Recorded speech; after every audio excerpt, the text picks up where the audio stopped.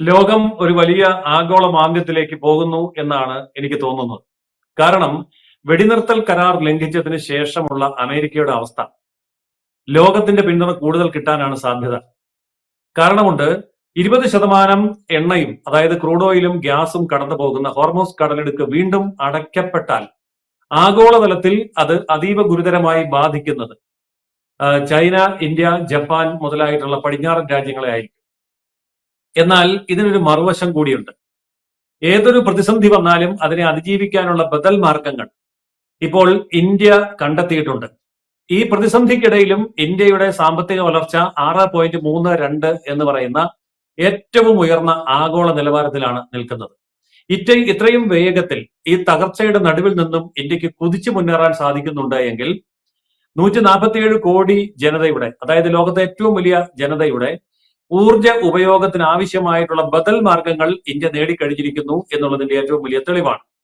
മാത്രമല്ല, ഗൾഫ് മേഖലയെ പാടെ അവഗണിച്ചുകൊണ്ട് മറ്റു മേഖലകളിൽ നിന്ന് ഇന്ത്യൻ രൂപയ്ക്ക് ഈ ക്രൂഡ് ഓയിൽ ഇറക്കുമതി ചെയ്യാനും ഗ്യാസ് കൊണ്ടുവരാനും ഇന്ത്യ ബദൽ മാർഗങ്ങൾ തേടിക്കഴിഞ്ഞിട്ടുണ്ട്. അതുകൊണ്ട് അമേരിക്കൻ ഡോളർ ദുർബലമാവുകയും ഇന്ത്യൻ രൂപ കരുത്താർജിക്കുകയും ചെയ്യുന്ന ഒരു മേഖലയാണ് ഇനി നമ്മൾ കാണാൻ പോകുന്നത്.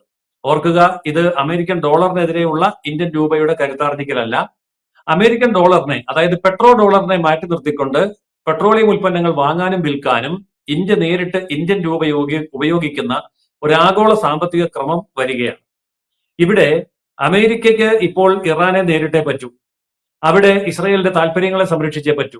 അങ്ങനെ ഇസ്രയേലും അമേരിക്കയും ഒന്നിച്ചിരുന്ന് ഗൾഫ് സമാധാനം പുനഃസ്ഥാപിക്കാനും ഹോർമൂസ് കടലിടുക്ക് തുറക്കാനും വേണ്ടി പ്രയത്നിക്കുന്ന സമയത്ത് മറുവശത്ത് ഇന്ത്യ സ്വന്തം സമ്പദ് വ്യവസ്ഥയെ സുഭദ്രമായി കെട്ടിപ്പടുക്കാൻ ഈ അവസരം ഉപയോഗിക്കുകയും ചെയ്യും. അപ്പോൾ സാമ്പത്തിക മാന്ദ്യം ലോകമെമ്പാട് പിടിമുറുക്കാനുള്ള ഒരു സാധ്യതയുണ്ട്. കാരണം ഒരു തവണ ഉണ്ടായ വിലക്കയറ്റം പരിശോധിക്കുമ്പോൾ ഒരു കാര്യം വളരെ വ്യക്തമാണ്.